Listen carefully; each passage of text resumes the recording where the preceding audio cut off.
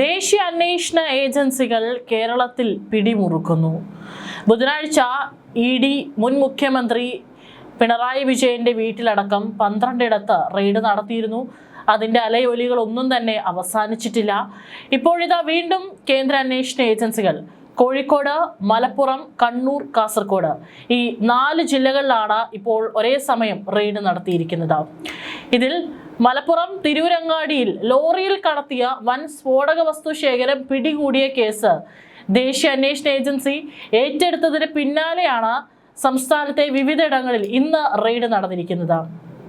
ഈ 4 ജില്ലകളിലെ വിവിധ കേന്ദ്രങ്ങളിലാണ് കൊച്ചി NIA യൂണിറ്റിന്റെ നേതൃത്വത്തിൽ പുലർച്ചെ 5 മണി മുതൽ ഒരേ സമയം പരിശോധന ആരംഭിച്ചിരിക്കുന്നത്. കേസിൽ ഉൾപ്പെട്ട പ്രതികളുടെ വീടുകളിലടക്കമാണ് പരിശോധന നടക്കുന്നത്. എരഞ്ഞിമാവ് സ്വദേശി ഹാരിസിന്റെ വീട്ടിലും സ്ഥാപനത്തിലുമാണ് പരിശോധന. തിരൂരങ്ങാടിയിലെ ഗോഡൌണിലും ലോറി ഉടമയുടെ ഭാര്യ വീട്ടിലും കോഴിക്കോട് മുക്കത്തെ സ്വകാര്യ വ്യക്തിയുടെ സ്ഥാപനത്തിലും പരിശോധന നടക്കുന്നുണ്ട്. ചിറ്റാരിക്കൽ പോലീസ് സ്റ്റേഷൻ പരിധിയിലെ കടുമേനി സ്വദേശി സജീവയുടെ വീട്ടിലും കോറയിലും പരിശോധന നടക്കുന്നുണ്ട്. കണ്ണൂർ ചെറുപുഴ ചുണ്ടയിൽ അനിൽകുമാറിന്റെ വീട്ടിലും റെയ്ഡ് നടത്തി. കടുമേനി സ്വദേശിയായ ജോർജിന്റെ വസതിയിൽ നടത്തിയ തിരച്ചിലിൽ 5 വർഷത്തോളം പഴക്കമുള്ള ജലാറ്റിൻ സ്റ്റിക്കുകളും NIA കണ്ടെടുത്തതും സംഭവത്തിന്റെ ഗൗരവം കൂട്ടുന്നു. കേസിലെ ഒരു പ്രതിയുടെ ഭാര്യ വീട് സ്ഥിതി ചെയ്യുന്ന വണ്ടൂർ മേഖലയിലും അന്വേഷണ സംഘം പുലർച്ചെ തന്നെ എത്തി പരിശോധന നടത്തുകയാണ്. മുക്കം സ്വദേശി ഹാരിസിന്റെ വസതിയിലും അദ്ദേഹത്തിന്റെ ഉടമസ്ഥതയിലുള്ള ബ്രിക്സ് എന്ന സ്ഥാപനത്തിലും റെയ്ഡ് നടന്നു. ഈ സ്ഥാപനത്തിൽ നിന്ന് കേസിന്റെ നിർണായക വഴിത്തിരിവാകാൻ സാധ്യതയുള്ള ചില വിവരങ്ങൾ ലഭിക്കുമെന്നാണ് NIAയുടെ കണക്കുകൂട്ടൽ. ഇതിന്റെ എല്ലാം തുടക്കം ഫെബ്രുവരി 7-നാണ്. അന്നാണ് കേസിന് ആസ്പദമായ സംഭവം നടക്കുന്നത്. ചെമ്മാട് കോഴിക്കോട് റോഡിലെ ഫർഹ ഹോളോ ബ്രിക്സ് കമ്പനിക്കുള്ളിൽ സൂക്ഷിച്ചിരുന്ന ഒരു ലോറിയിൽ നിന്ന് സ്ഫോടക വസ്തുക്കൾ പിടികൂടി.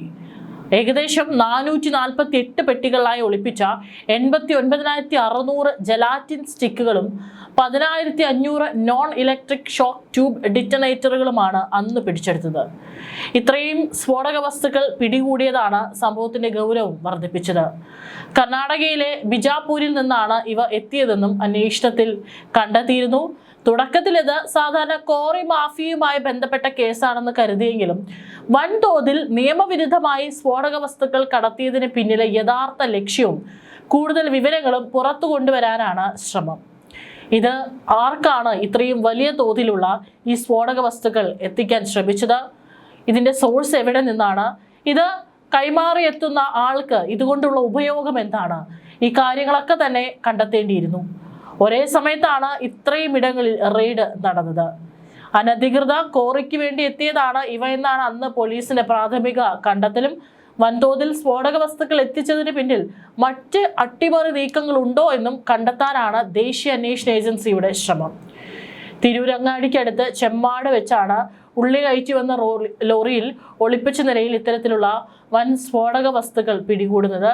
രഹസ്യ വിവരത്തെ തുടർന്ന് ഒരു ഇഷ്ടിക നിർമ്മാണ യൂണിറ്റിൽ പോലീസ് നടത്തിയ റെയ്ഡിലാണ് ലോറിയിൽ നിന്ന് സ്ഫോടക വസ്തുക്കൾ കണ്ടെത്തിയത്. മലപ്പുറം തിരൂരങ്ങാടി പോലീസ് സ്റ്റേഷൻ പരിധിയിലെ ചെമ്മാട് കോഴിക്കോട് റോഡിൽ പ്രവർത്തിക്കുന്ന ഫർഹ ഹോളോ ബ്രിക്സ് കമ്പനിക്കുള്ളിൽ നിർത്തിയിട്ടിരുന്ന ലോറിയിൽ നിന്നാണ് വൻ സ്ഫോടക വസ്തുക്കൾ പിടികൂടിയത്. കർണാടകയിലെ ബിജാപൂരിൽ നിന്നാണ് ഇവ കേരളത്തിലേക്ക് എത്തിച്ചതെന്നും അന്വേഷണത്തിൽ വ്യക്തമായിട്ടുണ്ടായിരുന്നു. മുഖ്യപ്രതികളിലേക്ക് പോലീസ് എത്തി പിന്നീട് ചില പ്രാഥമിക തെളിവുകളുടെ അടിസ്ഥാനത്തിൽ എത്തിയെങ്കിലും കൃത്യമായ അന്വേഷണം മുന്നോട്ട് കൊണ്ടുപോകാനോ കേരള പോലീസിന് സാധിച്ചിരുന്നില്ല. തുടർന്നാണ് മെയ് 2-ാം വാരത്തോടെ കേസ് NIA ഏറ്റെടുക്കുന്നത്. കാരണം ഇത് ദേശീയ സുരക്ഷയുമായി ബന്ധപ്പെട്ടിട്ടുള്ള ഒരു കാര്യം കൂടിയാണ്. കേസിലെ ആകെ 7 പ്രതികളിൽ 1-ാം പ്രതിയായ കോഴിക്കോട് മുക്കം എരഞ്ഞിമാവ് സ്വദേശി ഹാരിസിന്റെ വീട്ടിലും ഇന്ന് അദ്ദേഹത്തിന്റെ ഉടമസ്ഥതയിലുള്ള മറ്റ് സ്ഥാപനങ്ങളിലൊക്കെ തന്നെ റെയ്ഡ് നടക്കുന്നുണ്ട്. ഈ കേസുമായി ബന്ധപ്പെട്ട് കൂടുതൽ എന്തെങ്കിലും തെളിവുകൾ അവിടെ നിന്ന് ലഭിക്കുമെന്ന പ്രതീക്ഷയിലാണ് NIA റെയ്ഡ് നടക്കുന്നത്. തിരൂരങ്ങാടി പോലീസ് കേസ് രജിസ്റ്റർ ചെയ്തത് മുതൽ, അതായത് ഫെബ്രുവരി 7 മുതൽ ഒളിവിൽ കഴിയുകയാണ് ഹാരിസ്. ഇതുവരെ പോലീസിന് അറസ്റ്റ് ചെയ്യാൻ കഴിഞ്ഞിരുന്നില്ല. ഹാരിസിന്റെ നിർദ്ദേശപ്രകാരം മുക്കം സ്വദേശിയുടെ കോറിയിലേക്കാണ് ഈ സ്ഫോടക വസ്തുക്കൾ എത്തിക്കാൻ ശ്രമിച്ചതെന്നാണ് NIAക്ക് ലഭിക്കുന്ന സൂചന. കേസിലെ 3-ാം പ്രതിയും നിലവിൽ അറസ്റ്റിലാവുകയും ചെയ്ത കാസർഗോഡ് സ്വദേശി മുഹമ്മദ് സലീമിന്റെ വീട്ടിലും NIA സംഘം വിശദമായ പരിശോധന നടത്തുന്നുണ്ട്. ഇതിനു പുറമെയാണ് കാസർഗോഡ് ചിറ്റാരിക്കൽ പോലീസ് സ്റ്റേഷൻ പരിധിയിലെ കടുമേനി സ്വദേശിയും മുമ്പ് കരിങ്കൽ കോറി നടത്തിപ്പുകാരനുമായിരുന്ന സജിയുടെ വീട്ടിലും ഇയാളുടെ കോറിയിലും പരിശോധന നടന്നിരിക്കുന്നത്. ഇന്ന് പുലർച്ചെ 5 മണി മുതലാണ് ഒരേ സമയം ഈ പറയുന്ന പ്രതികളുടെ വീടുകളിലും അവരുടെ ബന്ധപ്പെട്ടിട്ടുള്ള മറ്റ് ഉടമസ്ഥതയിലുള്ള സ്ഥാപനങ്ങളിലും ഭാര്യ വീട്ടിലൊക്കെ തന്നെ NIA അന്വേഷണം എത്തിയത്. പിടിച്ചെടുത്ത സ്ഫോടക വസ്തുക്കളുടെ ഉറവിടം, സാമ്പത്തിക സ്രോതസ്, ഒളിവിൽ കഴിയുന്ന പ്രതികൾക്ക് ലഭിക്കുന്ന ബാഹ്യ സഹായങ്ങൾ എന്നിവയെക്കുറിച്ചുള്ള നിർണായക വിവരങ്ങളും രേഖകളും റെയ്ഡിലൂടെ കണ്ടെത്താനാണ് NIAയുടെ നീക്കം. കാരണം ഇത് രാജ്യസുരക്ഷയെ ബാധിക്കുന്ന കാര്യമാണ്. പ്രത്യേകിച്ച് പലപ്പോഴും NIA കേരളത്തിലടക്കം ഇത്തരത്തിൽ സംശയാസ്പദമായിട്ട് എന്തെങ്കിലും കണ്ടെത്തുകയാണെങ്കിൽ റെയ്ഡ് നടത്തുന്നത് ഒരു പതിവാണ്. തീർച്ചയായിട്ടും എന്തിനാണ് ഇത്രയും വലിയ അളവിൽ സ്ഫോടക വസ്തുക്കൾ കേരളത്തിൽ എത്തിയിരിക്കുന്നത്?